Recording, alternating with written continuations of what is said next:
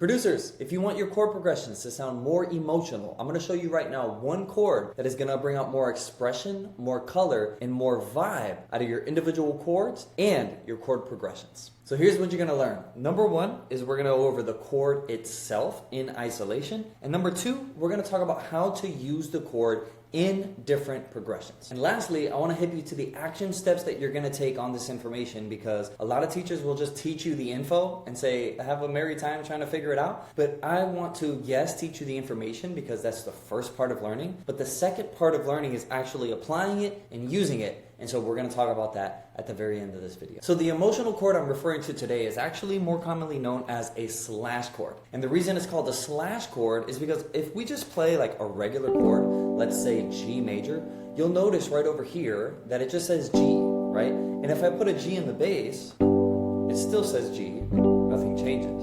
But the second I change the bass note, we see it says G over B or G slash B. And this is actually the chord that we're going to be talking about today. G over B. Now, why this chord? Why would we change the bass note? What's going on here? So when I play G regularly, we get this sound. And this is fine. But as soon as I change the bass note, we hear there's like a pull. Something changes in the sound where when it's in root position, where the root is on the bottom, this feels stable. Nothing is moving, we feel grounded. The second I change, all of a sudden there's this forward motion, and I'm literally getting goosebumps right now hearing this, because there's like color that just came out of nowhere simply by changing the bass note, which can bring us really nicely into the next chord, right? So really what's going on here, when we play G over B, we're playing the root chord, G, but instead of playing it over the root note, we're playing the chord over the third, right, of the chord. So if this is a G chord, right, I'm gonna count 1, 2, 3, just right up, and I'm gonna play that over B.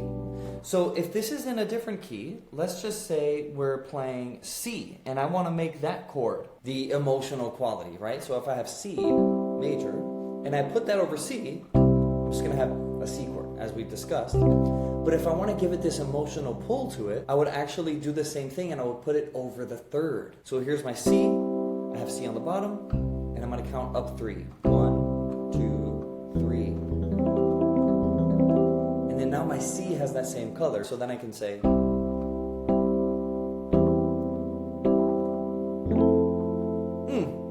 lovely. Now I want to take that one step further, because we've already talked about playing the chord, and then we're going to play the chord over the third. Here's how I want you to think about it. I want you to think about it in numbers when we put it inside a chord progression. So this chord, we play chord over the third, okay? Just like we did if we play C major, we put it over the third, right? And if I just play more notes of that, that's the sound I get. However, when we're playing this in the middle of a chord progression, the most common spot that you're going to want to use this is over the 5 chord of the chord progression. And I'll talk about that in just a second, but here's how I'd like you to think about it. 5 over 3. So we're talking about the 5th chord of the chord progression over the third. So here's what I mean. So if I'm in C major, we're all familiar with this scale. C, D, E, F, G, A, B, and then we're back at C, right? I can think about it as those letters just like that, but I can also think about it as numbers. And this becomes really, really powerful when you start to play things in different keys, because you can think of the numbers and everything becomes so much simpler. So instead of thinking C, D, E, C becomes 1, D becomes 2, E becomes 3, so on and so forth. So in my head, I'm thinking 1, 2, 3, 4, 5, 6, 7, and then I'm back to 1. So where does this 5 over 3 thing come into play? Well, when I'm thinking about the 5, what I'm going to do is I'm going to look for the 5th note here. The 5th note is G. And so from this G, 1, 2, 3, 4, 5, I could then make a chord by saying play 1, skip 1, play 1, skip 1, play 1. I now get a G major chord, okay? So this is my 5 chord of the scale. That's really important. I just want to highlight that again for those of you who may have gotten confused, because I know that sometimes you hear people are like, yo, go to the 2, then go to the 6, then go to the 7, then go to the flat. What are you saying? Right? Really all they're saying is like, go to the 2, then go to the 4, then go to the 6, then go back to 1. So like go to the D, go to the F, go to the A, then go back to 1. Because they're thinking about it in numbers in the exact way that I'm describing it to you here. So when we talk about the 5 chord, really what we're talking about is G, B, and D. That's our G major chord. As I said, 1, 2, 3, 4, 5. Make a chord out of that. Play 1, skip 1, play 1, skip 1, play 1. Got a G major. So this is the 5 chord of C major. Okay? Now, I can play this 5 chord, and as the way you probably play it, just putting the G on the bottom. Boom. But what we want to do is we want to play 5 over the 3rd. And that's what gives us this sound. So how do we put this in context with a chord progression? Well, let's say I have A minor, G, and C. This is a very common thing that we'll find in chord progression. And if we talk about the numbers here, we have 6, we have 5, and we have 1. So if I'm going to play this progression in just the way it says here with nothing fancy, I'll say 6, 5.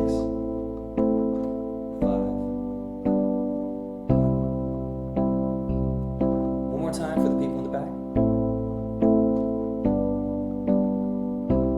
Cool. But what if we actually did the 5 over 3 here? So instead of playing G, we played G over B. What would that give us? I'm going to play it through twice so you can hear them back to back. The first time I'm going to play it the way that I just did. On the repeat, I'm going to play the G over B.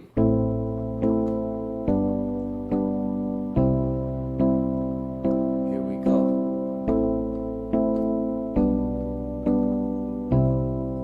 You see, by just having this slash chord, there was so much more emotion in this chord progression. And the reason is because the bass motion became so much smoother. Look at the bass motion the first time. Right? It kind of goes down and then it leaps up. But now the bass actually just walks right up. Right? So it gives you a smooth pathway, and that's the secret to voice leading, by the way. When you want really, really nice voice leading, you're always looking for the smallest path from chord to chord. And that's why you see cats playing sometimes and their hand doesn't move so much, because they're like, oh, I can just connect this chord by moving a half step or moving a whole step. And that's what gets you a really smooth vibe, not necessarily these leaps. And we can see that here. There's nothing wrong with... But you see, it sounds very grounded, it sounds very dominant, and there's nothing wrong with that. But when we actually just connect that by its half step, we get a smoothness that wasn't there before.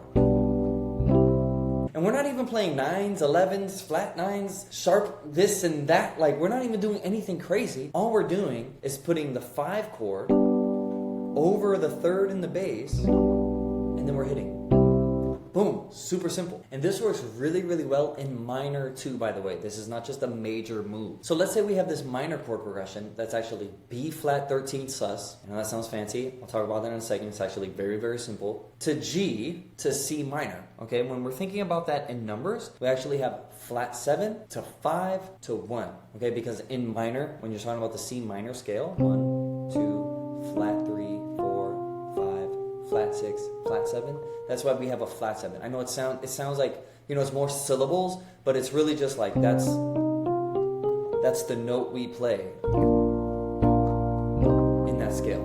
B flat major, and then boom, right? But when we start to add all the colors on it, that's when you start to get terminology that sounds confusing, but it's really not, and I'm going to show you that right now. Before I do, let's talk about this 5 chord, because that's the point of this lesson. So if I were to play this normally, I would play B flat 13 sus, G,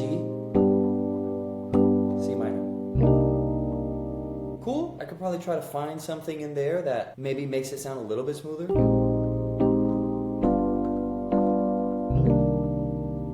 Cool. But what happens if we actually do the 5 over 3? G over B. Now, before I even play it, let's just look at what happens with the bass. Here's what the bass did the first time. B flat, G, C. Again, we have this adjunct motion. It goes down and leaps all the way up. But when we put the inversion in it, we have B flat. Even just doing that, you can already hear it in your mind like, whoa, this is about to be crazy. So when we put that in context, we get... So let's hear these back to back.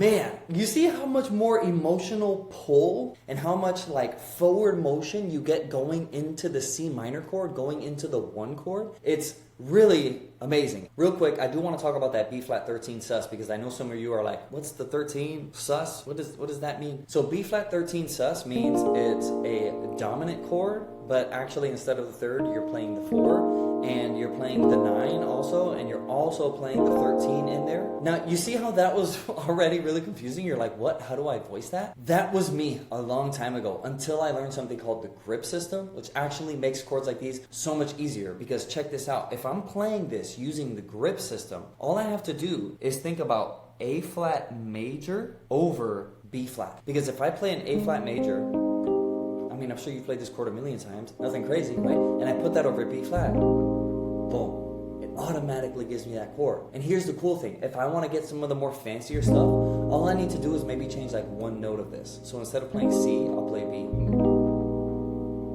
And then I can resolve that to the C minor 9. So check this out. Change 1 note.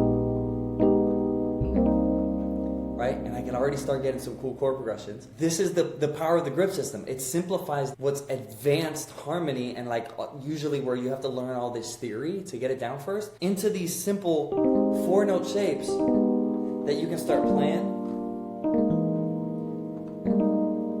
And you can start hearing all this crazy harmonic movement by just playing these 4-note shapes. If you're interested in learning a little bit more about the grip system, you can go ahead and click the link in the description. And I would highly encourage you to grab the Grips Accelerator, because it's going to show you step by step how to start implementing this so you can get that soulful sound without having to learn years of music theory, leaving you more confused than when you started. So here's how you're actually going to make it make sense and work it into your muscle memory, work it into your musical DNA, as I like to say, so that it can come out in your tracks and in your productions. You can hear it and not have to like force it. But just as a quick caveat, at the very beginning, just like when you learn a new vocabulary word, you're gonna have to like force yourself to use that word before it becomes just a part of how you think. Same thing in music. You're gonna have to like try to force yourself to use this chord before it just starts to become natural. And that's a part of the process. That's just the way it goes. So the first thing I'd like you to do is just get comfortable with it. Take that same exact thing that we were talking about, that 6/5/3/1 progression, around the different keys, right? And if you were to do that in the key of F major,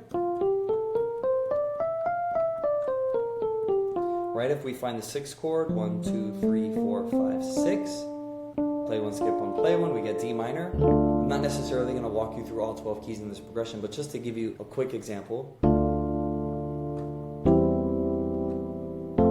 get that same sound. If we were to do that in B flat major, find my 6th chord, 1, 2, 3, 4, 5, 6, G minor. So then I have,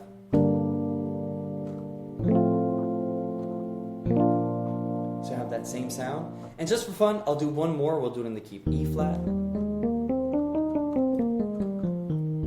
So I'll find my 6th chord, which is C minor.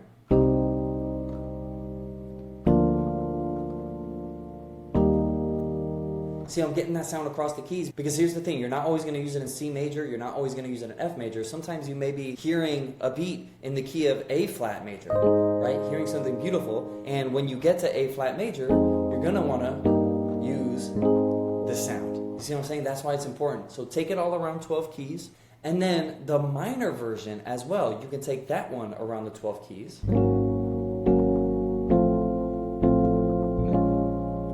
Right? For those of you who like a little bit darker sounds and a little bit more expressive, mysterious type of sounds, you could take it around a minor. You can start at whichever way you want. Both of these are kind of interchangeable. I would just recommend that you go by how you feel. And then the third thing, this is really, really important, so you can start to get used to where it fits and where it doesn't fit so much, because this is not always going to be the chord you want to use in every single situation. It just doesn't work like that. It has a very specific kind of sound to it, a very specific pull to it. It's kind of hopeful, right?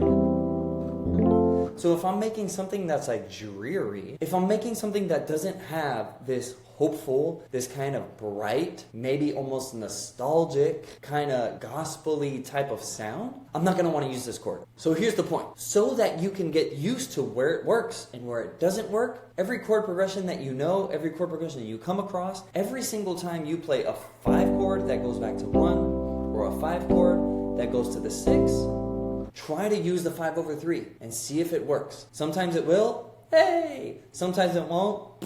And that's just the way it is. And then you start to learn like where this thing fits and where it doesn't fit. And you can make mature musical decisions. And then lastly, number 4 is make 5 beats using the 5/3 chord. So literally like, and then use the minor version.